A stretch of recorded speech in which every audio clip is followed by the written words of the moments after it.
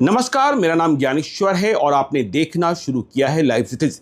देखिए, इस वीडियो में हम चर्चा करेंगे, विश्लेषण करेंगे पूर्णिया में 26 जुलाई को तनिष्क ज्वेलर्स में हुई डकैती के बारे में।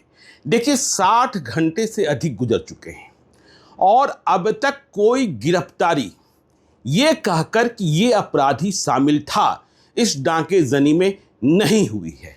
देखिए, एसटीएफ की टीम लगाई गई है।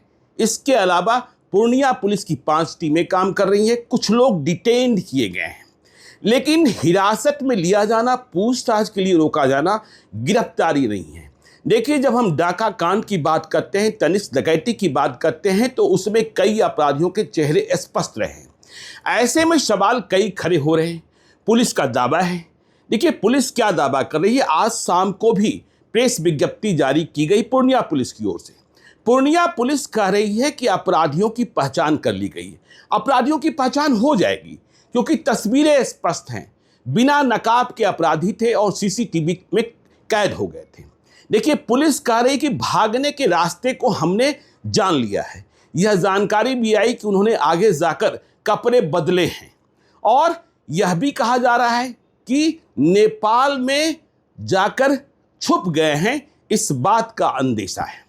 तो देखिए, इसी बात से, नेपाल की बात से, मैं जब क्राइम एनालिस्ट के रूप में किसी क्राइम को डिस्कस करता हूं, एनालाइज करता हूं, या वैसे भी देखिए किसी लूट कांड में, मेरा यह मानना है कि जैसे हार्ट अटैक के पेशेंट को जो कार्डियक अरेस्ट का शिकार हुआ है, उसे जितनी जल्दी आप डॉक्टर के पास नहीं पहुंचाएंगे, उतना ही केस खराब होता जाएगा।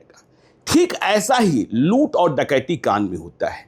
जहां ज्वेलरी की लूट हुई है, जहां कैश की लूट हुई है, यदि अपराधियों को अधिक वक्त तक भागने का मौका मिल गया तो फिर गिरफ्तारी और जब्ती, देखिए, बिना जब्ती की गिरफ्तारी का कोई मतलब होता नहीं है।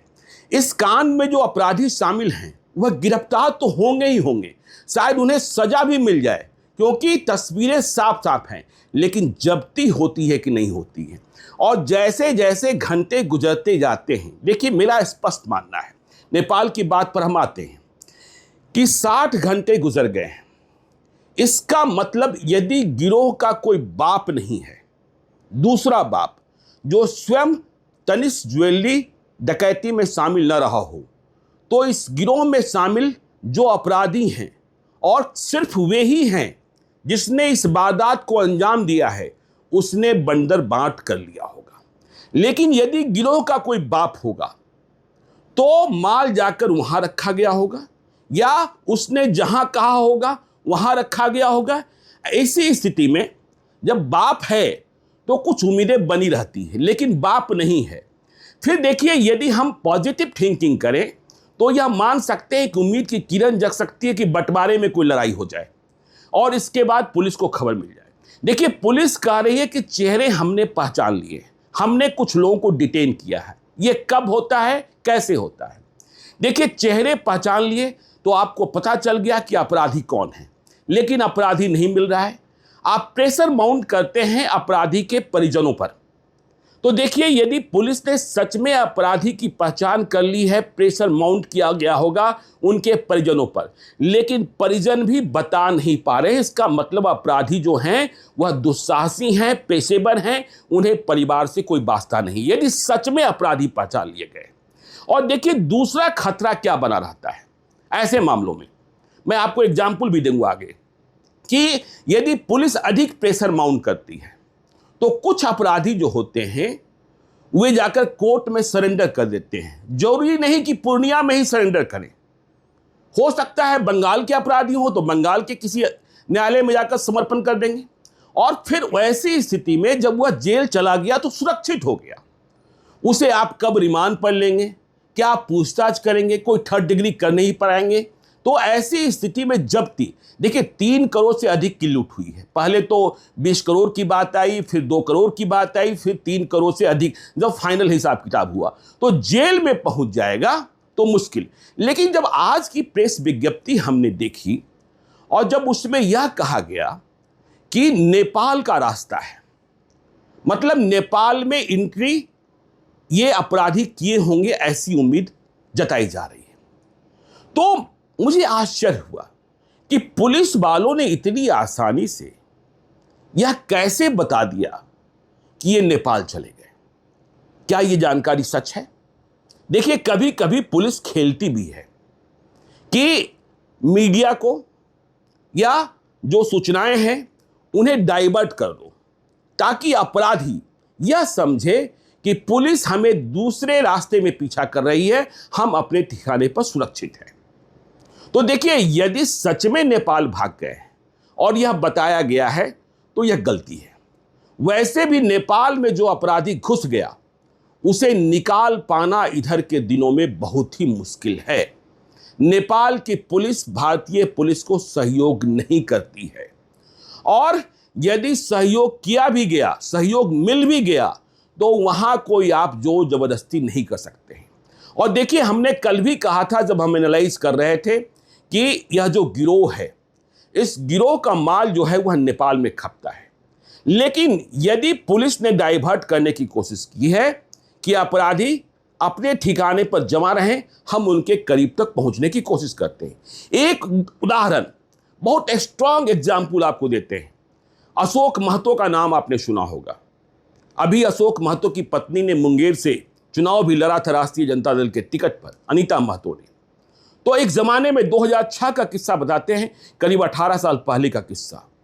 मणिपुर नरसंहार के बाद वह कई और वारदातों के बाद क्या कुछ नहीं हो रहा था अशोक महतो की तलाश के लिए। अमित लोढ़ा बहुत ही तेज तर्रार आईपीएस प्राधिकारी शेखपुरा के एसपी बनाए गए थे। सिंगल टास्क था अशोक महतो को पकड़ना। तो अशोक महतो के बारे में जानकारी मिलनी शुरू हो गई थी, और जो एसटीएफ थी, जो पुलिस थी, उसके पीछे जा रही थी। लेकिन अचानक जानकारियां शून्य हो गई थी, क्योंकि कई दर्जन मोबाइल फोन सर्विलांस पर रखे गए थे, और मोबाइल फोन जो सर्विलांस पर थे वह अचानक जीरो हो गया था। वहां से कोई जानकारी मिल ही नहीं रही थी। तो पुलिस वालों ने एक खेला खेला। देखिए, तब ईटीवी होता था, न्यूज 18 नहीं होता था।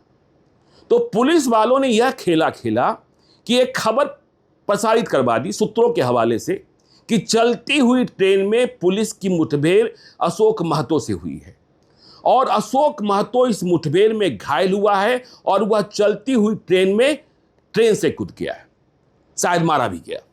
तो इस खबर के बाद आग लग गई नवादा शेखपुरा इस इलाके में कि अशोक महतो मारा गया कि नहीं मारा गया। तो अशोक महतो ने अपने परिजनों और अपने शुभचिंतकों, अपने गैंग के मेंबर्स को यह आश्वस्त करने के लिए कि मैं जिंदा हूं, उसने फोन किया। फोन खुल गया, और जैसे ही फोन खुला, सर्विलांस तो किया ही जा रहा था, असली जानकारी मिल गई कि वह कहां है। तो यदि पुलिस ने कंफ्यूज किया है तो अच्छी बात है। और देखिए, एक बात और है कि भले पुलिस यह कह रही है, एसटीएफ को भी लगाया गया है, अमृत राज एडीजी हैं एसटीएफ के, बहुत ही काबिल पुलिस पदाधिकारी हैं, और कई महत्वपूर्ण कांडों को सुलझा चुके हैं। यदि सहरसा में तनिष्क नहीं लूटा, दहलान ज्वेलर नहीं लूटा, तो इसका क्रेडिट भी अमृत राज की टीम को जाता है, एसटीएफ को जाता है। ठीक है, अलर्ट तो होना था। यह भी अच्छा प्रयास मुझे लगा कि कल पटना में हम देख रहे थे कि पटना के जितने बड़े ज्वेलर्स हैं वहां पुलिस की टीम पहुंची थी और सावधान किया जा रहा था। तो देखिए, कंफ्यूज किया गया है तो ठीक बात है, लेकिन एक और आपको कमजोर बात बताएं। अब तक यह भी तय मानिए कि पुलिस वालों ने भले ही चेहरे की पहचान कर ली है, लेकिन अपराधियों के पास कौन सा मोबाइल नंबर है इसकी जानकारी शायद नहीं मिली है। यदि जानकारी मिल जाती तो फिर तो काम आसान हो जाता।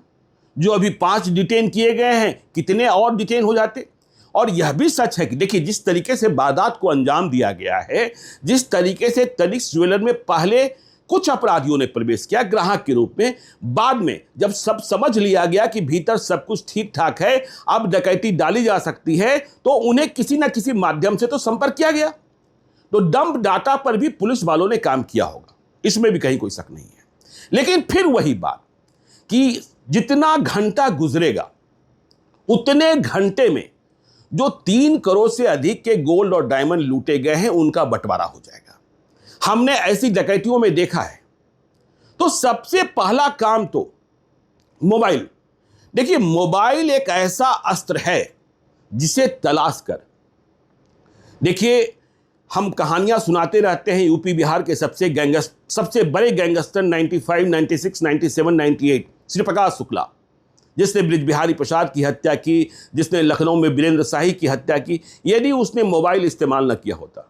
फिर उत्तर प्रदेश का एक बहुत बड़ा अपराधी हुआ करता था ददुआ, वह पकड़ा ही नहीं जाता था। तो एसटीएफ वालों ने कहा किसी पत्रकार से जो ददुआ का साक्षात्कार करके आए थे कि देखिए यदि इसके पास एक मोबाइल हो जाए, कोई मोबाइल पकड़ा दे तो इसे भी मुठभेड़ में मार गिरा देंगे। तो देखिए जो तनिष्क ज्वेलरी कांड है, इसमें चुनौती बहुत बड़ी है, और चुनौती इसलिए भी बड़ी है कि जो अपराधी हैं वो इतने दुस्साहसी हैं कि उन्हें चेहरे पहचाने जाने का खतरा भी नहीं है। हाँ, इस गिरोह का बाप यदि कोई और है और यदि उसे आपने दबोच लिया तो फिर पूरा केस जो है वह फट सकता है कि कैसे प्लान हुआ, क्या नहीं हुआ।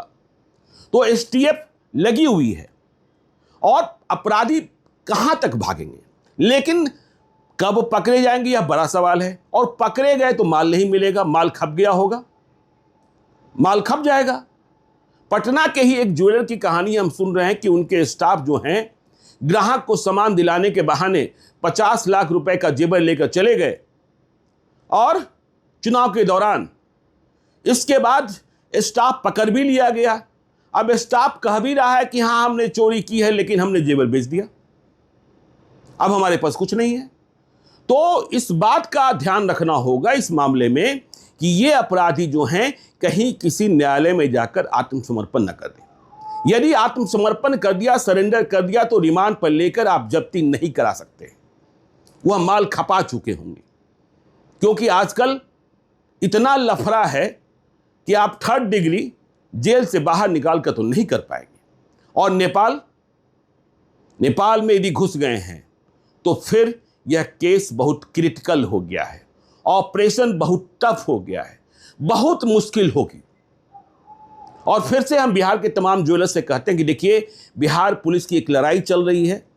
इस लड़ाई में कुछ अपराधी गिरोह हैं जो कुछ और ज्वेलर्स को टारगेट कर सकते हैं, इसलिए सावधान रहिएगा। देख लीजिए अपने यहाँ सायरन सिस्टम क्या है, आपके यहाँ आने वाले ग्राहक कैसे हैं, किस तरीके से आना जाना, और समय का भी ध्यान रखिए। जिस तरीके से तनिष्क ज्वेलर्स में आमतौर पर जो ज्वेलरी की दुकानें होती हैं वह पूर्वाह्न में 12 बजे ही खुलती है और खुलते ही डाका डाला जाता है। तो ये जो वक्त होता है उस वक्त को ज़्यादा अच्छे तरीके से मॉनिटर करने की ज़रूरत है, अपनी सुरक्षा को बढ़ाए जाने की ज़रूरत है। और पुलिस को भी जिस तरीके से वह बैंकों के लिए रोज़ बैंकों पर ध्यान रखती है, ठीक उसी प्रकार से बड़े ज्वेलर्स को ध्यान रखे। नहीं तो समझ ही रहे हैं किस तरीके के गिरोह हैं और किस तरीके के। और एसटीएफ, देखिए यह भी कहा गया कि हाँ हमने उन रास्तों की पहचान की जिधर से पूर्णिया से वे निकले। पहले ही बात आ गई थी कि जो अपराधी हैं वे पूर्णिया की भाषा नहीं बोल रहे थे, मतलब वे बाहर के हैं, या तो दूसरे जिले के हैं या फिर बंगाल के हैं। बंगाल के रास्ते में जाना और फिर नेपाल में एंट्री की बात करना, इसका मतलब गिरोह विभाजित हुआ है, बंटवारा हो गया माल का, तो सभी अलग अलग हो गए। बगैर बंटवारा के लोग अलग अलग नहीं होते हैं, पहले जमा कहीं होते हैं और फिर मिलान करते हैं। देखिए हमने कई बार जब हमने केसेस क्रैक हुए हैं और अपराधियों के बयान को पढ़ा है, उनके मॉडस ऑपरेंडी को पढ़ा है, इस तरीके के लूटकांड को देखा है, तो कोई भी अपराधी जो वारदात में शामिल होता है और जिसके पास माल होता है उसे अकेला नहीं छोड़ना चाहता है ताकि वह अधिक माल न रख ले, बराबरी में माल रखा जाए। लेकिन जब गिरोह का कोई बाप होता है तो माल तो उसके पास जाता है, फिर वह तय करता है किसे क्या मिलेगा, किसकी क्या जिम्मेदारी थी, किसने कितना खतरनाक काम किया, किसने रेकी की और किसने पिस्टल दिखाया। इस बात पर ध्यान रखिएगा, गोल्ड लूट की वारदातों में गोलियां कम चलती हैं, तनिष्क ज्वेलर्स में भी गोली नहीं चली है। हाँ, यह बात जरूर सामने आई कि एक काउंटर को यदि चाबी नहीं मिली तो अपराधी ने उसे तोड़ दिया पिस्तौल की बत से, और इसमें उसका हाथ जख्मी हो गया, लहूलुहान हो गया, जहां कपड़ा बदला गया था वहां खून के निशान भी मिले हैं। तो ये एफएसएल और ये सारी चीज़ें जो है ना, ये कोर्ट के मामले में और पकड़े गए, फिर स्पीडी ट्रायल हुआ, तो इसका भी ध्यान रखिएगा, सजा तब मिलेगी, साक्ष्य बहुत हैं, लेकिन कुछ को गवाही भी देनी होगी कि हाँ यही लोग थे, या तो कहना होगा जाकर कि हाँ ये सीसीटीवी जो है तनिष्क का ही है। तो हम उम्मीद करते हैं कि पुलिस को जल्द से जल्द सफलता मिले, एसटीएफ लगी हुई है, उसे जल्द से जल्द सफलता मिले और गिरोह को काबू में किया सके। लेकिन जितना घंटा गुजरेगा, अपराधी यदि पकड़ भी लिए गए तो लूटे गए गोल्ड और डायमंड की जब्ती की संभावनाएं या मात्रा बहुत ही कम केसेज है, रेयर केसेज है, जिसमें आपने 10 दिन के बाद भी पकड़ा और 5 करोड़ का माल लूटा गया, 3 करोड़ का माल लूटा गया, सबका सब बरामद हो गया, क्योंकि बंटवारा हो जाएगा और कोई एक नहीं पकड़ा गया तो उतना हिस्सा तो नहीं मिलना है। तो आगे क्या तनिष्क में, यह भी आपको अपडेट करते रहेंगे। आप देखते रहिए लाइव सीरीज को। यदि अब तक आपने हमारे यूट्यूब चैनल लाइव सीरीज को सब्सक्राइब नहीं किया है तो जरूर कर लीजिएगा, और यदि इस वीडियो को आप फेसबुक पेज के माध्यम से देखें तो पेज को लाइक कीजिएगा, ट्विटर पर भी हमें फॉलो कीजिए। धन्यवाद।